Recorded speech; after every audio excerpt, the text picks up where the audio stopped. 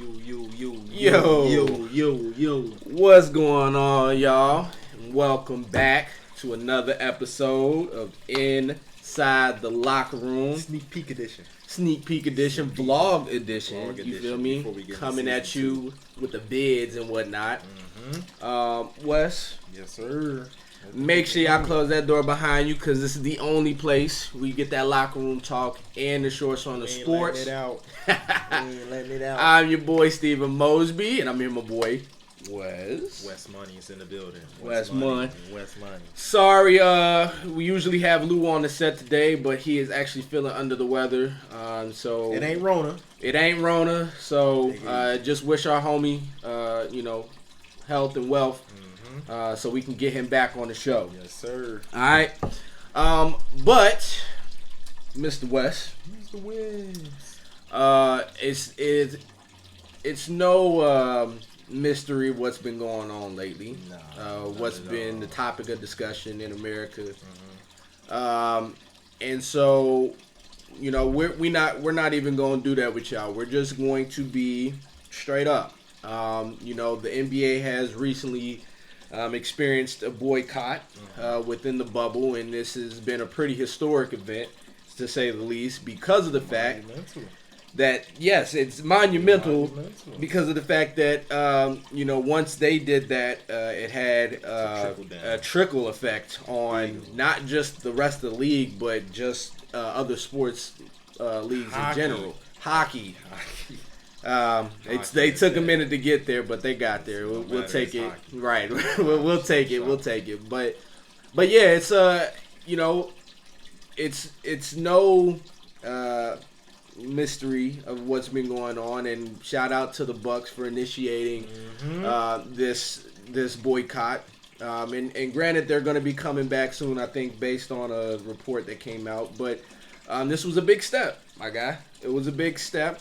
And so, we're just going to start it off, basically talking about how you feel now that the boycott has been initiated. What are your thoughts?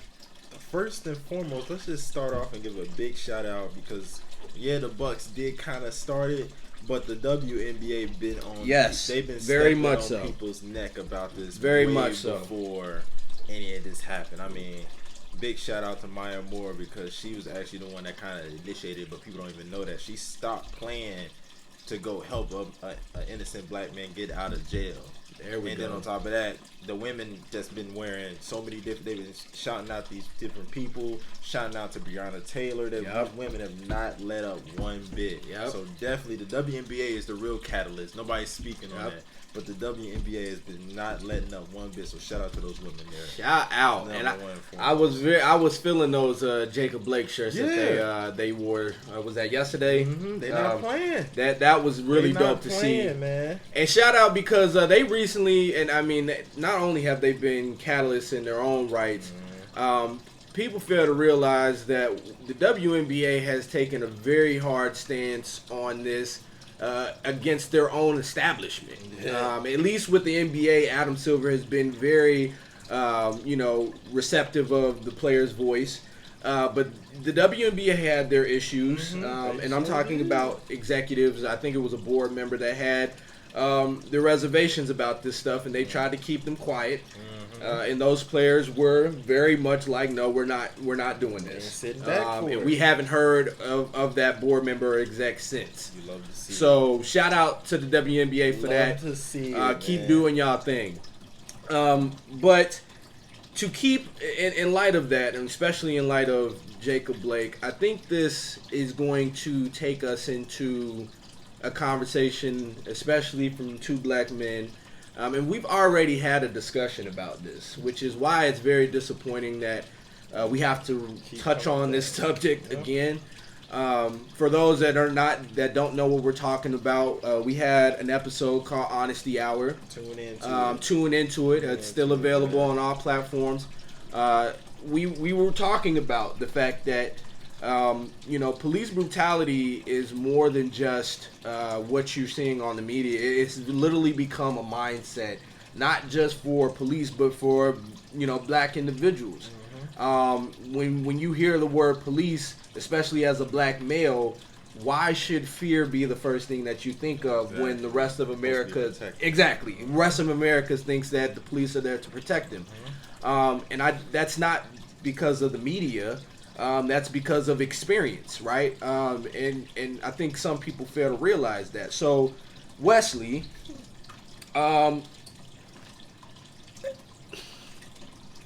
let's just keep it 100 with the fans right now and with our audience members. Why do we continually have to go through this this merry-go-round of social injustice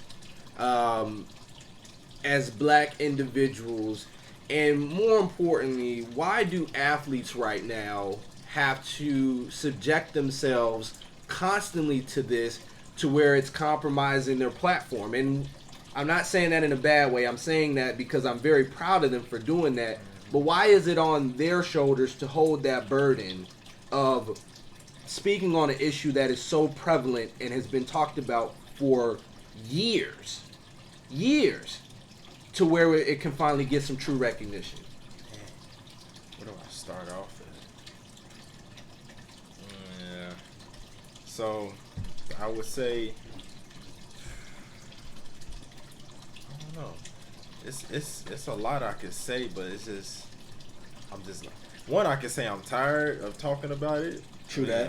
It is emotionally, sometimes, I ain't trying to be dramatic about it, but that's just how, it's just emotionally draining. Like, I mean, we ain't showing it, but yeah, it's just getting on our nerves, because it's something keep coming up about it, and it's like,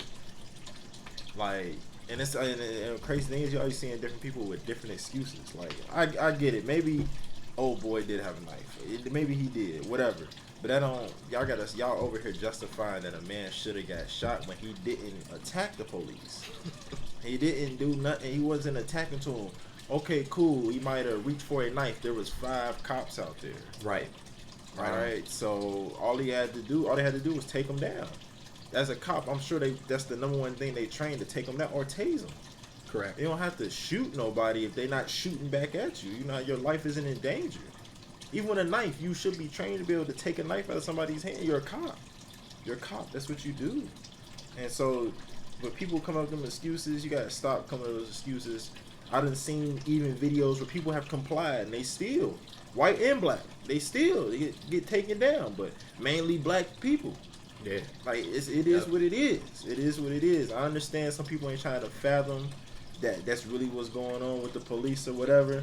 But, I mean, as 2 black men, we kind of experience, and people know who we are as people. We are not the type of people that start trouble. Correct. I've been pulled over before, and I'm middle of the day. Nothing going on with my car. My car don't even look ridiculous. Right.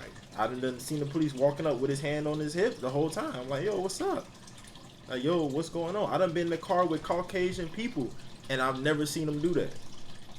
I done had moments where they don't even ask them their name. They asking, "Are you okay?" And they look right at me, and they're attacking me with questions. I'm in the car with white people. I'm like, yo, what's going on?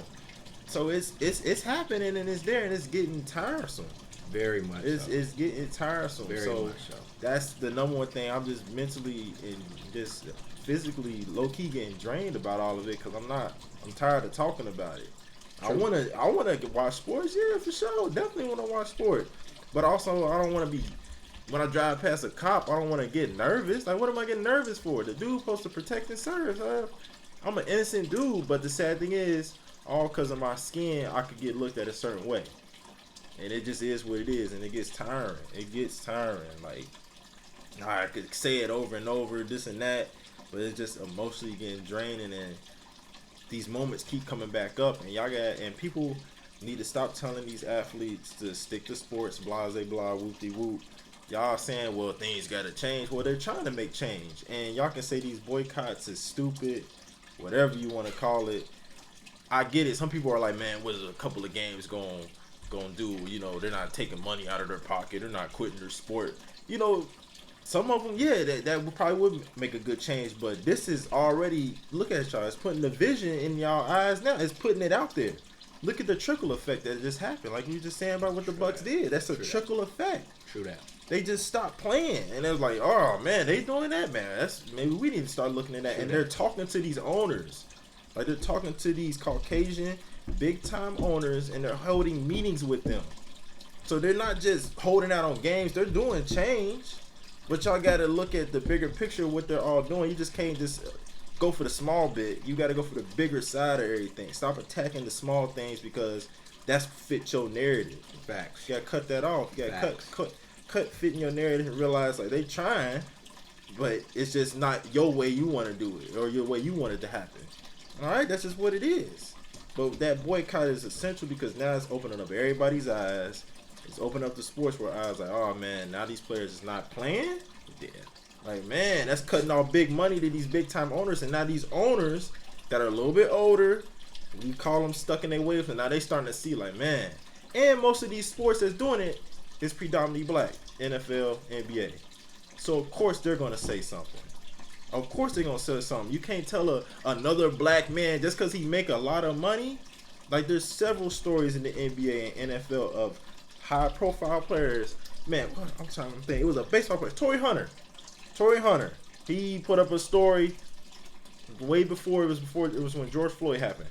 He said, I called the police to my house because I felt like somebody was about to break into my house. The police pulled up to his house and they instantly came at him and thought he was the threat. Torrey Hunter, who was a big time baseball player, but they couldn't fathom like, man, what is this black dude doing out in LA with this big old house? Yeah. So that's what I'm saying. So you can't just tell them just because they got a lot of money, they still black. All the money in the world don't stop you when you black when you're out there and somebody don't really know who you are. This just is what it is. It is what it is. It just is what it is. Not everybody's LeBron James. LeBron James has a very big platform, global platform. So guess what he's going to do? He's going to be the most highest spoken.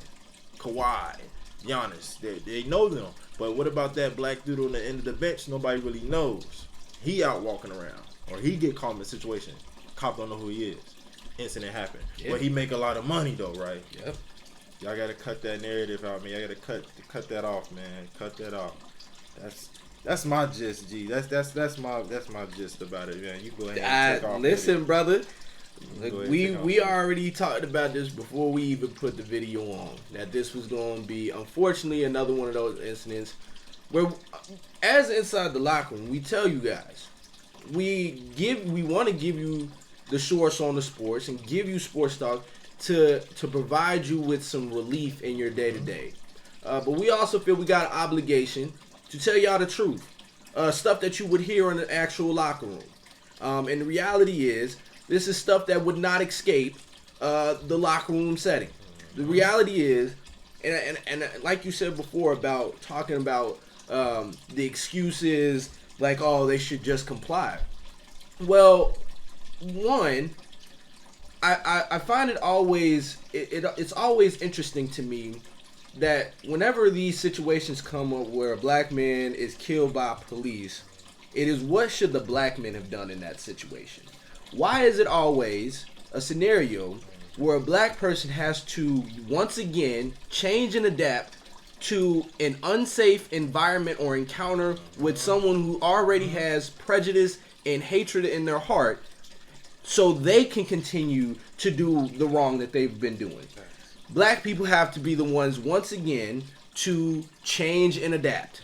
And we've done that for years and years, and yet and still we find ourselves in this situation, right? So I don't like that. I hate that once again when it's, they talking about how he had a knife on him. Well, I'm not even gonna make this a black and white issue. I'm really not. What I will say is, people can find on their own incidents where police try to diffuse a situation, because that's what they're there to do, to diffuse a situation that is very, very harmful and dangerous, where there are actual firearms that are being toted at them, and they do not disengage their firearm. You can find many occasions. I'm not going to sit here and tell you who was on the other side. I'm not going to do that. I'm not even going to do that, because I'm not even going to, once again, I'm not going to make this like it's a black and white issue. It's a right and wrong issue. Exactly. And you guys already know where I'm going with this. You know where I'm going with this. So don't tell me that they don't know how to do it, because like Wesley said, they're trained to do this. And if you're already going in with the mindset that the person that you're looking at is a threat to you without having a firearm on them, simply because you associate their skin color potentially with the threat itself, there's not much else we can do. There's literally not much else we can do. So the other part that I wanted to really touch on is that I love the fact that the NBA is not keeping this strictly to entertainment, because what it seems like now is that people value black entertainment more than they value black life. You sit here and tell me that you want your athletes to play to provide you with entertainment, but they're telling you their life, they're supporting the very life that you're seeing every day. They're sitting there telling you, and it's ironic that you're going against whenever people say Black Lives Matter and people oppose it with All Lives Matter. Well, why is it now all of a sudden that when they're saying this on their platform, you have something negative to say, but you support their entertainment? You support their entertainment, so you understand that their life matters because it's bringing you joy. Yeah. But now that it's in the quote-unquote political setting, Ain't your narrative. it's not your narrative anymore. Now all of a sudden you have an issue, and they should just stick to sports. And even though the last time I checked this, America's a democracy, and I tell you on many occasions, you can find any place. People talk about politics anywhere and everywhere, whether it's appropriate or inappropriate. Yes, sir. And sports is one of the most appropriate places to talk about politics, because that's what's going to get your attention. So I'm just like you, man. I'm sick and tired of the fact that we have to keep going through this stuff. As Black America has to keep going through this stuff, and the constant pushback is, what do we have to do right? Well, you don't want us to do right, apparently. You don't think we're doing right, apparently. So what difference does it make at this point?